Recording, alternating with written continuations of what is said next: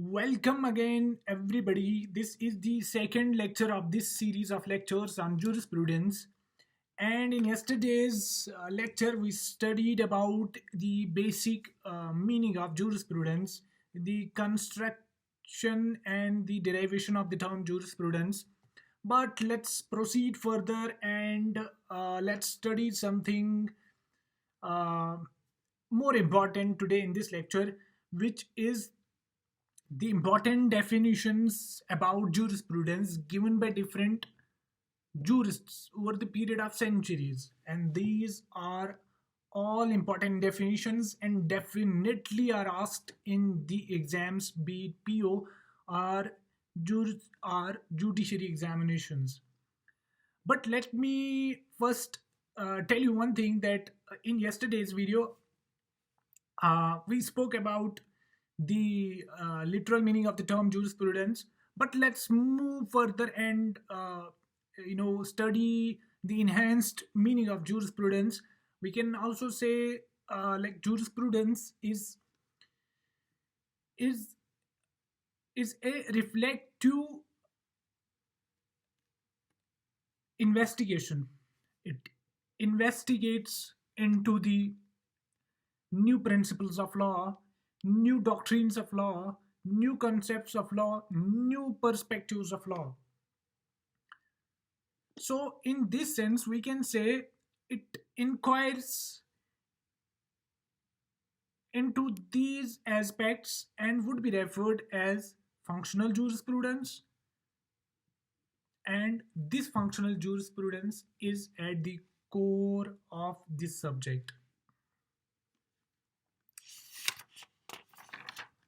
Now let's move on to the important definitions given by different jurists over the period of time.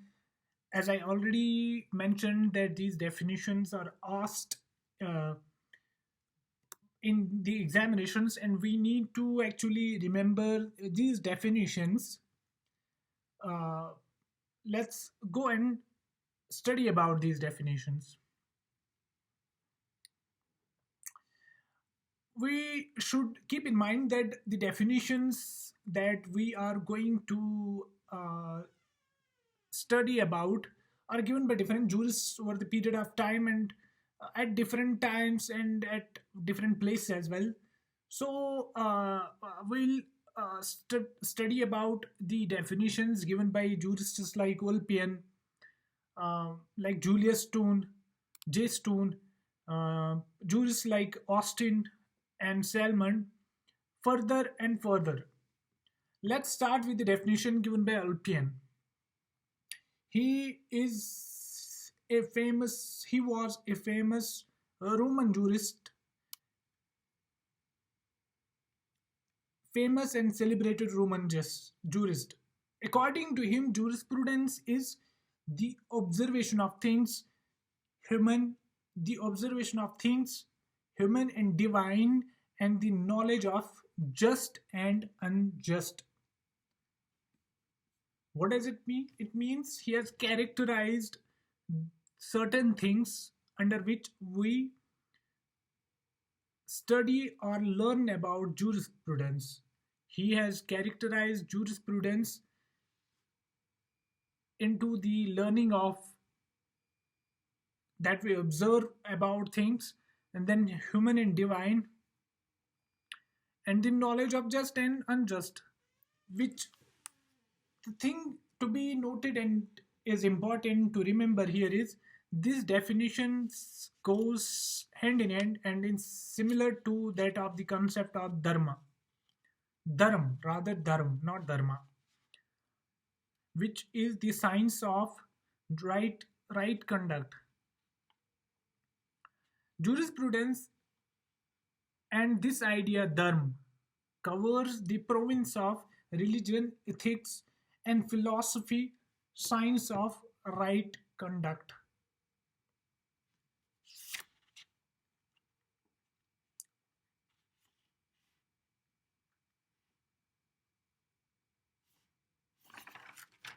Let's move on to the next important definition, which is given by Julius Stone, and The important thing here is that he has authored two books.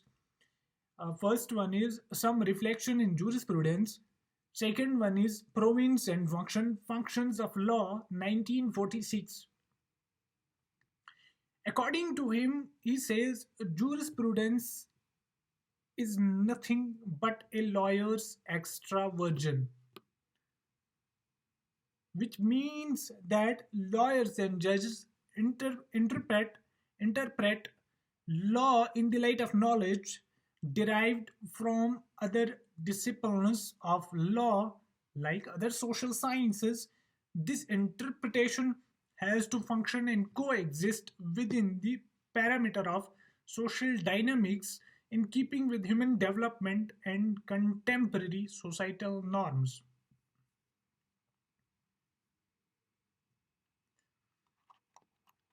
Which means it it simply says that we, the lawyers and judges, should have fair idea about the social economic problems that are essential to be included in the justice system that we are responsible of. Now, let's move on to the next definition given by John Austin, and the books that he has authored are: first one is Lectures on Jurisprudence, the second one is Province of Jurisprudence Determined. John Austin is also referred as the father of English modern jurisprudence, and Austin believed and said that jurisprudence is the philosophy of positive law. We, as we'll proceed further, will get to know that he is one of the proponent of positive and analytical school of law. So according to him, he has given the term just positivism, which means that the law is laid down by political, legal, and independent superior for commanding obedience from his subject. Well, the basic definition of law according to him is that law is the command of the sovereign, which means law is something which is made by the king upon its subjects so that the subjects will adhere to it and will uh, regularize their lives according to the laws laid down by the king. He also emphasized and believed that law is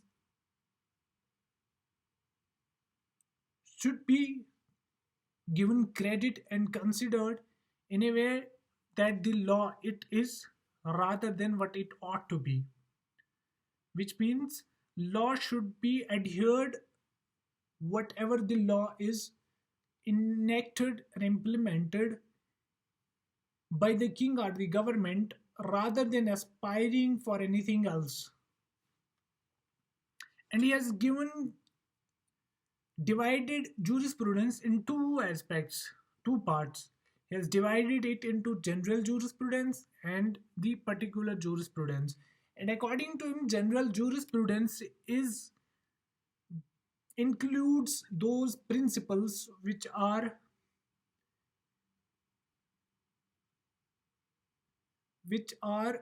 pan universal, which means which would be accessible or present in every nation of the world, which means, for example, the principle of rule of law, the principle of rule of estoppel, the principle of rule of res judicata. For him, he says that these principles are universal in nature, and on the other hand, he mentions about particular jurisprudence, wherein it says that particular jurisprudence is the learning and study of particular aspects of concrete, specific, and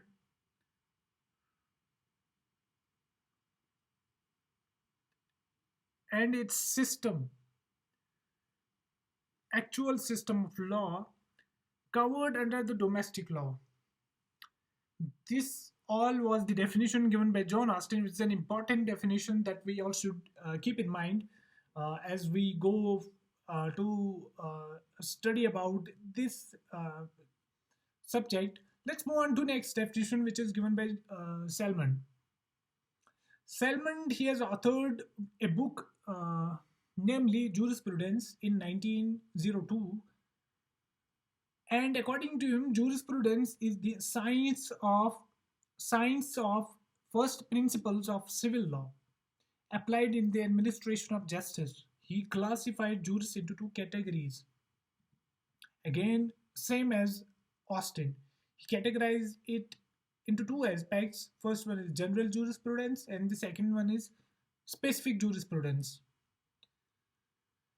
According to him, the general jurisprudence includes the entire body of legal principles, and according to his specific jurisprudence, only a particular branch of doctrines are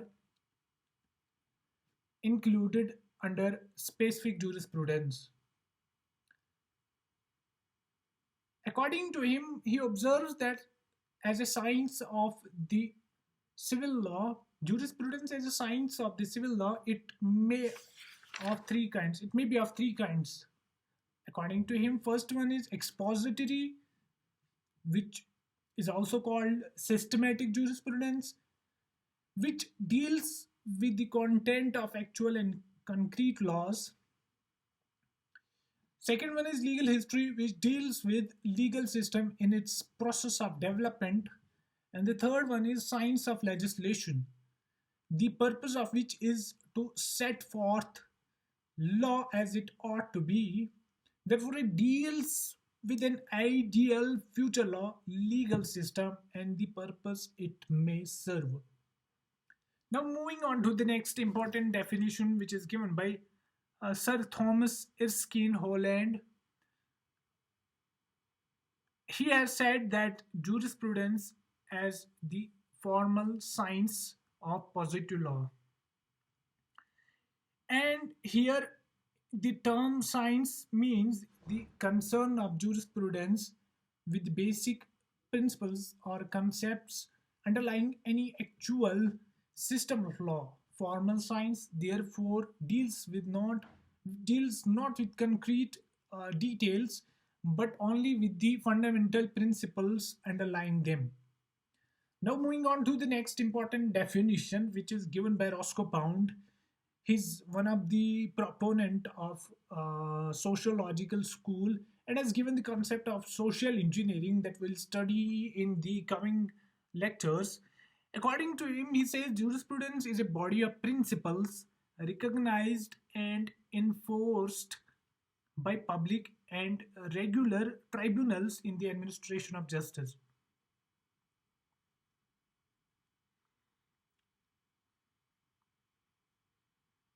According to him, he believed that there is a great relationship between law and society, and which affect each other in its nature. Now, moving on to next important definition, which is given by John Chipman Gray, and he has authored a book, namely Nature and Source of Law. He has said that jurisprudence is the science of law. It is different from the definition given by Sir Thomas Erskine Holland, because Sir Holland has mentioned that jurisprudence is the formal science of positive law. Rather, he has he has added an adjective before the law, which is a positive law. Positive law is a concept we are going to learn about in the coming classes. According to John Chipman, he says that jurisprudence is the systematic arrangement of rules followed by court and the principles involved in these rules for the purpose of administration of justice. Now moving on to next important definition, which is given by H.L.A. Hart. Again, he has authored a book, namely The Concept of Law, 1961, and he weaved jurisprudence as a science of law in a broader perspective by correlating law and morality, which Austin failed to do. Now, moving on to another important definition given by Dr. C.K. Allen. He was one of the noted English jurists and Keaton, and both of these jurists had the same view on jurisprudence, and they defined jurisprudence as the scientific synthesis of essential principles of law. Scientific synthesis of essential principles of law, which means that when any thesis out there, then there is antithesis to it. Then comes the evaluation of the thesis and antithesis, which becomes synthesis. And according to these jurists, they term jurisprudence as the scientific synthesis of essential principles of law. And the important thing to be again mentioned here is that Keaton has authored a book, namely Elementary Principles of Jurisprudence. And I think this is it for today's lecture. Thank you, everybody, for listening carefully and patiently.